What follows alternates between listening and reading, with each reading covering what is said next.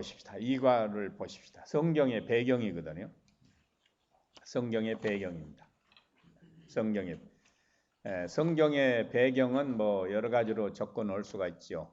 창조적 배경도 있고 역사적, 지리적 또는 뭐 종교적 그런 배경을 우리가 이제 살펴보게 될 것입니다. 창조적 배경입니다. 위에 보면은 이 창조적 배경이 있는데 이게 지금 여기 의자에 앉아 있는 사람이 망원경을 통해서 온 우주를 지금 살펴봅니다. 하나님의 발자취가 어디가 있는가? 그리고 하나님은 지금 어디 계신가 보는 거예요. 이게 이제 망원경 안에 것을 동그라미가 있는 것은 끌어다가 이제 확대해서 보는 것이고 여기에 사람 눈이 있는 것은 끊임없이 우주 피조물을 향해서 이 허블 망원경 요새는 더 멀티 망원경이 있어가지고 더 잘 할 수 있다고 그러잖아요. 그래서 지금 우주 전체를 살펴본 것입니다. 지구에서 은하계까지는 33,000광년이요. 은하계 직경을 통과하는 데는 10만 광년, 오리온 직경은 4억 3천 마일, 심장 펌프는 하루 10만 번, 귀는 1만 5천 구별, 뇌신경 세포는 130억 개, 기억 장치는 70세를 기준으로 15조 정보를 메모리할 수 있다. 저장할 수 있다. 그건 기록하실 필요가 없습니다. 여러분들이 받으신 지도자 핸드북에 더 자세하게 나와 있습니다. 처음부터 그렇게 말할 것이지. 그래서 그 지도자만이 갖는 핸드북이니까 그게 보충 자료들이 있습니다. 뭘 말합니까? 시편 19편처럼 어마어마한 우주, 상상도 할 수 없는 그런 우주. 그것이 곧 성경의 배경이다. 성경의 배경이다. 그 다음에 성경의 배경인데 구속사가 구체적으로 전개되는 것이 가장 많이 언급되고 주 무대는 어디냐 그러니까 그럼에도 불구하고 지구단 말이지. 지구. 밑에 보니까 지구가 있지요. 그 지구에서는 뭐 전개됐느냐 하는 거 역사지 않아요. 역사. 그동안 지구에서는 무슨 일이 일어났느냐 그거 역사예요. 그래서 이걸 역사 계시라고 그러지요. 위에 있는 것은 창조 세계를 보는데 자연 계시라고 하고 자연을 살피는 거니까. 밑에는 역사 계시입니다. 지구에서 무슨 일이 벌어졌는가를 살펴보자. 여기 밑에 객석이 다 있죠. 객석. 있고 이제 회전 무대란 말이에요. 지구가 돌아가면서 세계 여러 나라 역사 인종 문화 이런 게 쫙 정치 경제 사회 문화가 전개되는데 그것을 살피는 것이 역사 계시. 그러니까 역사 속에서 하나님이 자신을 어떻게 열어 보여 주셨는가, 역사를 통해서 우리가 하나님의 계시가 어떻게 점진적으로 전개되는가를 보는 거예요. 그 역사 계시예요. 역사 신학이라고 그러잖아요. 역사 신학. 자, 하나 여기에 중요한 부분이 있습니다. 왜 객석이 비어 있는가? 왜 사람 머리들이 하나도 안 보여요? 그렇습니다.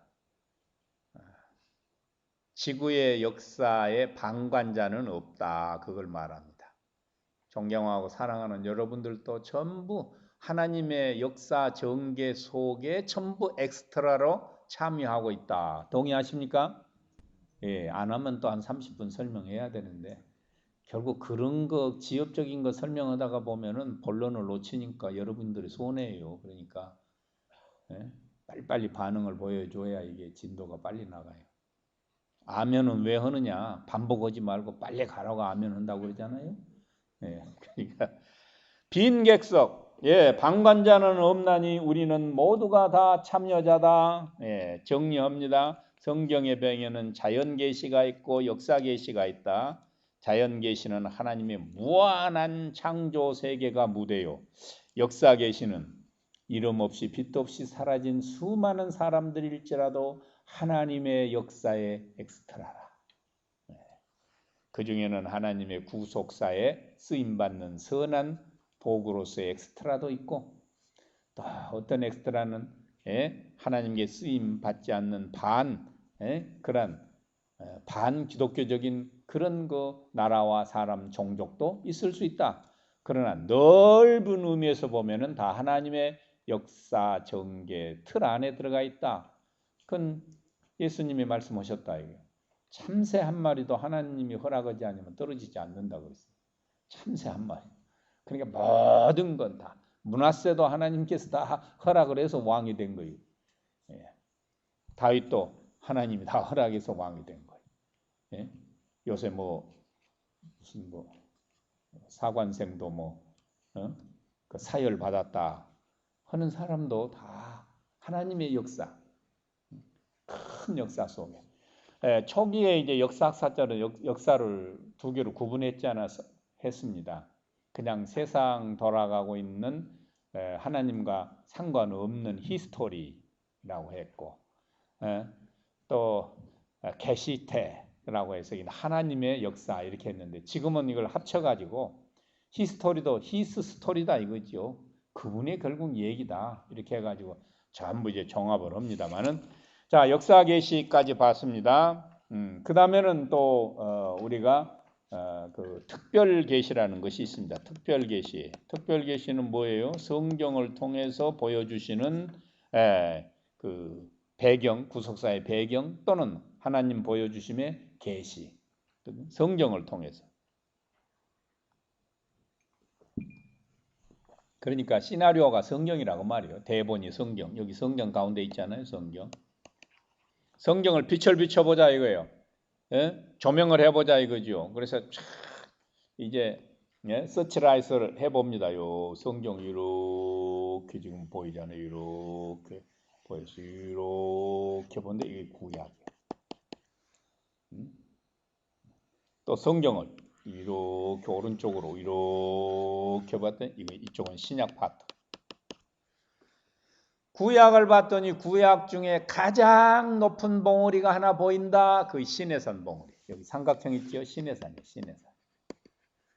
다시 말하면 출애굽 봉우리라고.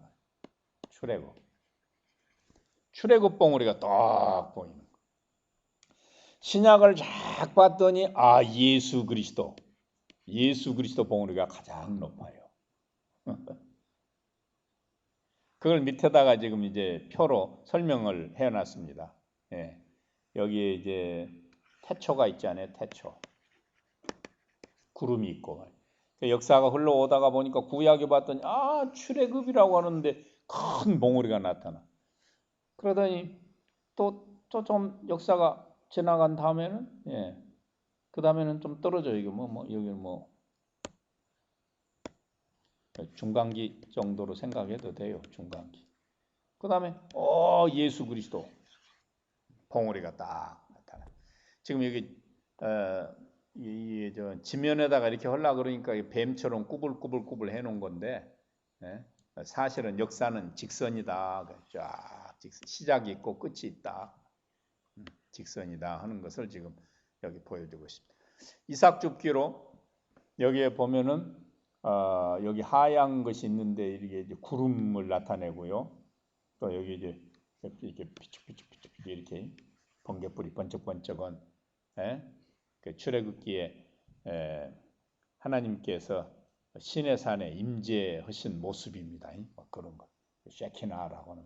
그 다음에 여기에 문짝같이 하얀 거 하나 이게 있는데 이것이 돌판을 가리켜요. 시내산에서 그 백성들에게 주신 돌판이에요. 돌판. 십계명 돌판. 돌판이 두 개인데 왜 하나만 그려놨느냐.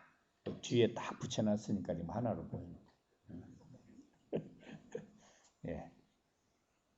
그 여집사들이 그런 거 잘 질문하니까 대비를 해 놓으시기 바랍니다.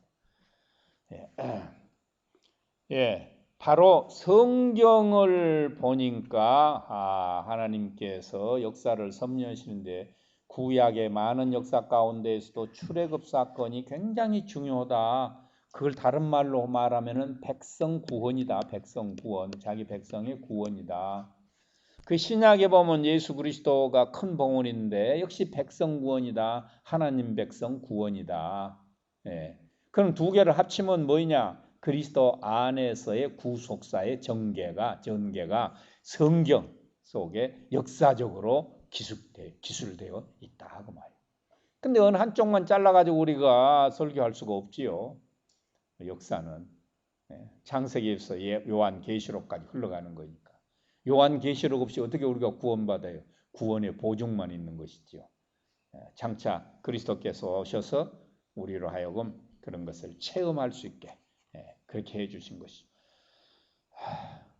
결국 우리는 이미와 아직입니다. 이미 그리스도 안에서 우리는 구원받았습니다. 그러나 아직 그 영원한 세계에 들어가서 우리가 체험은 아직 안 한 것이죠. 그리스도 안에서 엔도스멘트 보증은 받아 있는 것입니다. 자, 그 다음에는 지리적 배경을 한번 보십시다. 지리적 배경. 성경의 지리적 배경은 우주가 있습니다. 근데 우주를 다 하나님이 활용하시지요. 뭐 불병거도 보내주시고, 뭐 동방 박사들에게 별도 보여주시고, 뭐 다 뭐 태양도 머물게 해주시고, 뭐 다 그렇습니다. 그냥 막 하늘에 땅에서 솟는 물 통해 가지고 그냥 온 지면에 생명을 다 쓸어버리시기도 하고 다 그렇습니다. 그런데 보다 구체적으로 역사 가운데에서 전개되는 것은 지구다 그 말이에요. 지구. 여기 노란 부분이 지구예요. 지구 중에서도 근동 지역에 있는 중근동 지역의 팔레스타인이다. 팔레스타인 중에서도 예루살렘이다. 그걸 말해요. 이 그림은 그걸 말해요. 그런데 이 예루살렘이 하나님께서 아브라함에게 언약했던 땅입니다. 이 가나안이 아브라함에게 언약했던 땅인데 하나님께서 그 땅에 메시아를 보내주심으로 성취됐습니다. 예수님이 그러한 구약의 선지자들에게 족장에게 선지자에게 모세에게 예언했던 그것을 성취해 주셨습니다. 그 성취해 주셨는데 하나님은 꼭 메시아가 올 때까지 이 예루살렘을 지켜주십니다. 팔레스타인 메시아가 올 때까지 지켜주십니다. 메시아가 올 때까지만 지켜주십니다. 이게 대단히 중요한 메시지입니다. 메시아가 올 때까지만. 그때 애굽으로 내려가서 430년 만에 오는데 왜 고센 땅 거기 애굽 여기 고센 땅 여기 델타 지역에서 왜 구속사를 정죄 못 옵니까 하나님께서? 그 다음에는 여기 이제 589년에 586년에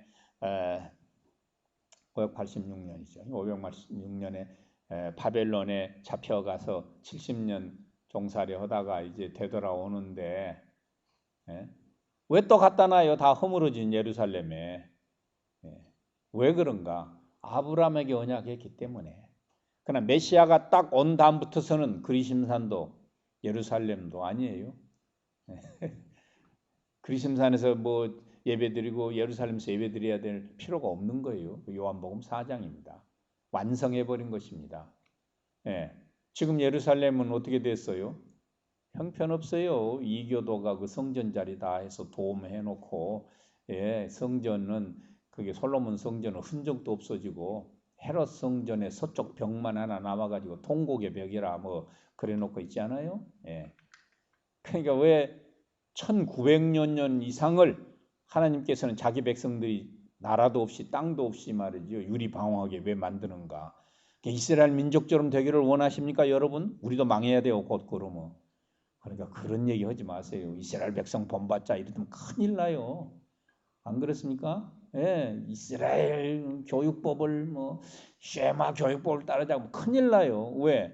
그렇게 교육받은 후세대들이 와가지고는 예수님 오니까 십자가에 못 박아 버렸거든. 그러니까 성경을 통전적으로 보고 한 편의 설교를 남기더라도 그 설교가 많은 영혼을 살릴 수 있는 생명의 진리의 말씀을 선포하는 여러분들이 되시기를 축원합니다. 왜 여기다가 갖다 놨느냐? 아브라함에게 언약하고 그 후손들에게 언약했던 것을 지키시기 위하여 하나님께서는 이 자리를 꼭 지켜주셨습니다. 자, 그런 이 장소가 지리적 배경의 특성이 뭐냐? 애굽이라고 하는 큰 나라가 여기 있어요. 이탈리아라고 하는 큰 나라가 있어요. 그리스라고 하는 또 큰 나라가 있어. 그 다음에 이게 아수르라고 하는 큰 나라가 있어. 또 바벨론이라고 하는 큰 나라가 있어요. 물론 시대에 따라서 이 나라 이름들은 조금씩 바뀌어집니다. 메데파사라든지 뭐 이렇게 뭐 로마라든지 이렇게 달라집니다만. 근데 왜 여기다가 놔뒀냐 그러니까 주변 강대국들이 자기들의 영토 싸움을 하면서도 끊임없이 예루살렘을 거쳐서 가게 됐다. 그러니까 동네북이란 말이에요. 동네북. 길가에 지은 집이란 말이죠. 끊임없이 강대국의 그러한 거점 또는 간이역 역할을 예루살렘에 했다. 왜 하나님은 그렇게 미래를 내다보지 못하고 통찰력이 없어서 그렇게 했는가? 하나님께서는 이미 너희는 내 백성이라 그랬어요. 제사장 민족이다 그랬어요. 그러니 이제 너희들은 모든 민족을 구원하는데 내가 쓸 나의 선한 도구라. 그래서 여기다 갖다 놓으신 것입니다. 그래서 많은 민족을 접촉할 수 있게 그렇게 했는데 이스라엘 백성들이 하나님의 제사장 민족으로서의 삶을 다 살지 못해서 순환을 많이 겪고 막 우상 숭배하고 하나님의 또 매를 때리고 막 그랬지요.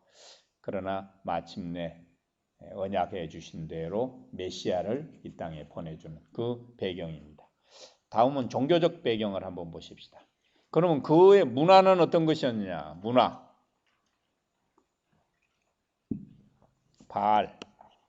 바알 문화가 대표적인. 물론 뭐 바알 문화만 있는 거 아니에요. 열왕기상 11장 보면 막 그들이 막 많은 신들을 섬겼어요.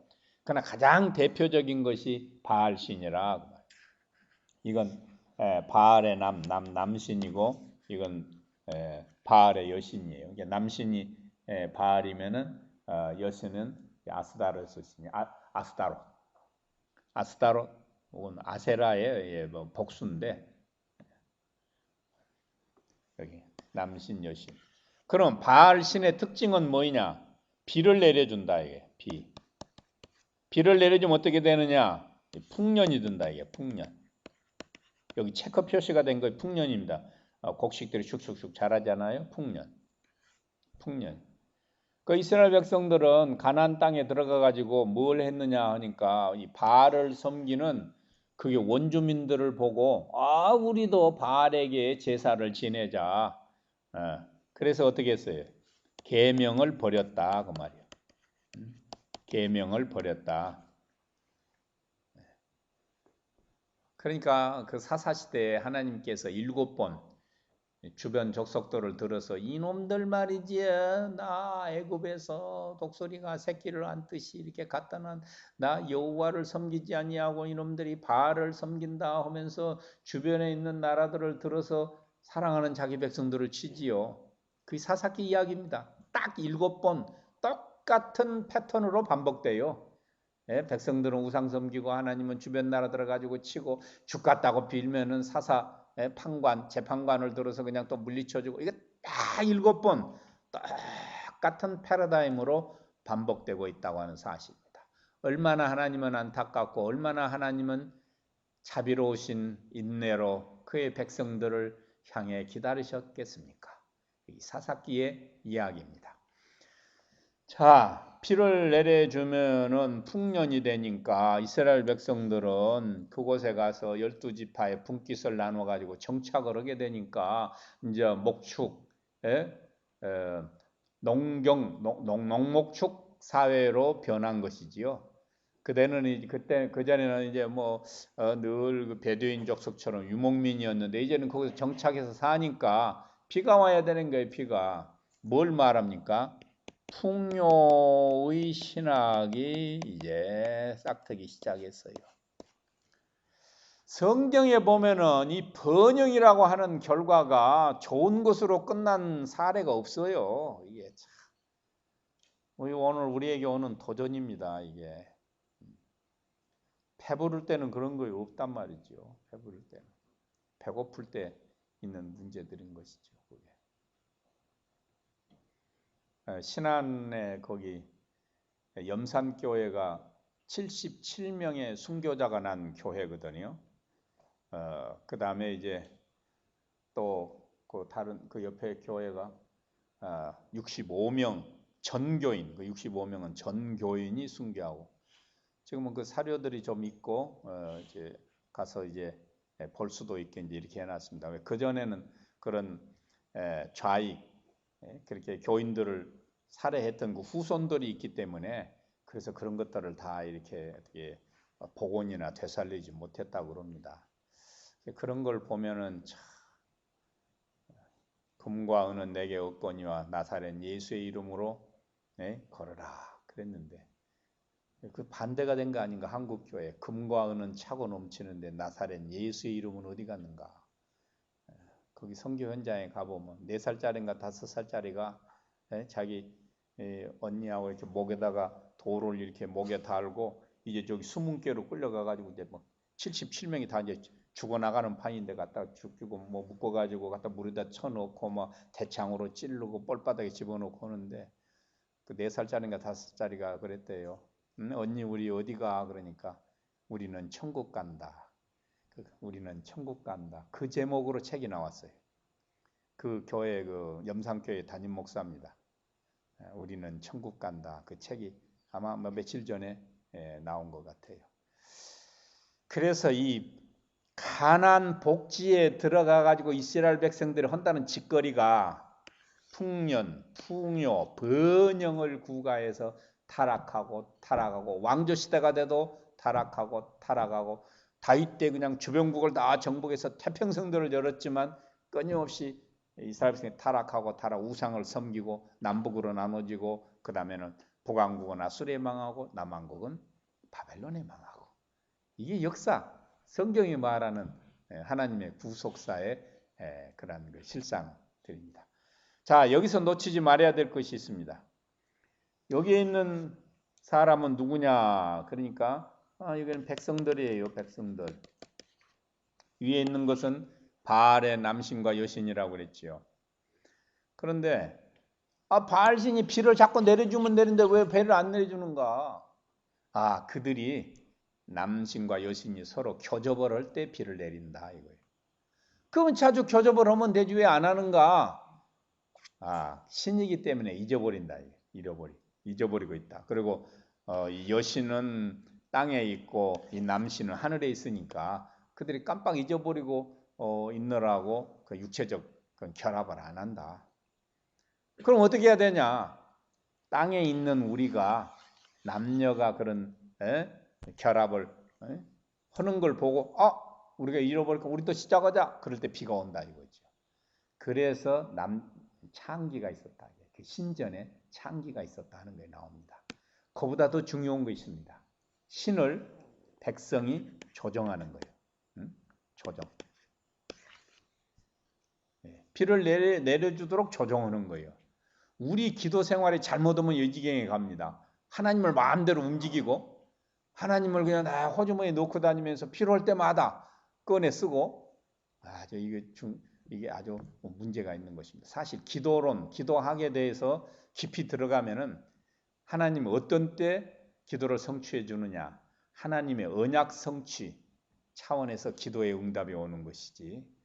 그래서 제가 미국 가서 뭐 강의하니까 어떤 목사님이 세계에서 한국 크리스찬들의 기도를 하나님이 제일 안 들어주신다고요? 그런다면서요? 그래서 무슨 얘기냐 그랬더니 남북 통일을 시켜달라고 지금 수십 년을 새벽 기도, 철야 기도, 심야 기도, 금요 뭐 이렇게 하는데 안 들어주지 않냐 이거야. 1200만이 무슨 소용이며 한국의 목사들이 뭐 새벽 기도하는 거, 철야 기도하는 거, 심야 기도하는 거 무슨 소용이 있느냐. 가장 한국 크리스찬들의 기도를 하나님이 세계에서 제일 안 들어준다 그러더라. 그래서 한번 웃었습니다만은 그건 이제 기도편에 가서 논의하십시다. 자, 이렇게 해서 성경의 배경이 정리하면은 역사적 배경, 자연적 배경, 그 다음에 종교적 배경, 그 다음에 성서적 배경, 이런 것을 통해서 지뢰밭처럼 구축되어 있는 구약의 배경 속에 메시아가 딱 왔습니다. 그 메시아가 역사를 어떻게 해석하는가, 자연을 어떻게 해석하는가, 종교를 어떻게 해석하는가, 성경을 어떻게 해석하는가. 이거 예수 그리스도예요. 유일한 예수 그리스도가 어떻게 해석했느냐. 이거 예수 그리스도 3년의 공생에 했던 사역입니다. 구약을 어떻게 해석하는가, 성경 특별계시를. 자연을 어떻게 해석하는가, 역사를 어떻게 해석하는가, 종교를 어떻게 해석하는가. 예,